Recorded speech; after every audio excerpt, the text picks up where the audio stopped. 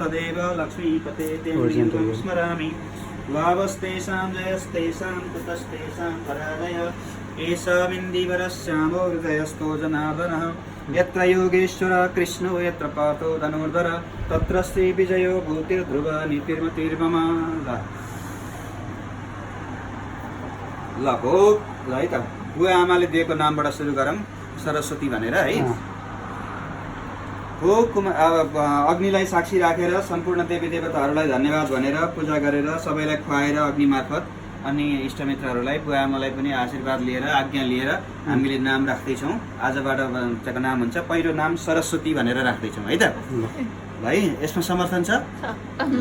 भो कुमारी तब नाम सरस्वती ओम भो कुमारी तब नाम सरस्वती ओम भो कुमारी तब नाम सरस्वती ल अब राशिको नामबाट राख्दैछौँ नक्षत्रको नामबाट युमी भन्ने नाम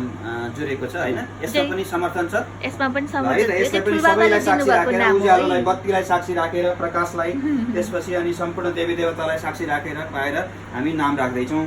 ओम भो कुमारी तब नाम युमी ओम भो कुमारी तब नाम युमी ओम भो कुमारी तब नाम युमी ल अब अन्तिममा एउटा नाम आइपुगेको छ बुवा आमाले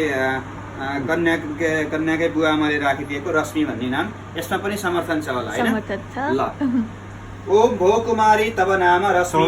ओम भो कुमारी तब नाम रश्मि ओम भो कुमारी तब नाम रश्मि ल अब यो उसको संग्रह सुरु भयो नाम भयो आजबाट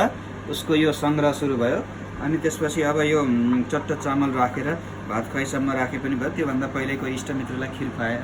मजाले बनाएर खुवाएर राम्रो भयो त्यो चाहिँ धुरीमा राख्ने भने धुरी त छैन यसो चाहिँ अनि मुनि कतै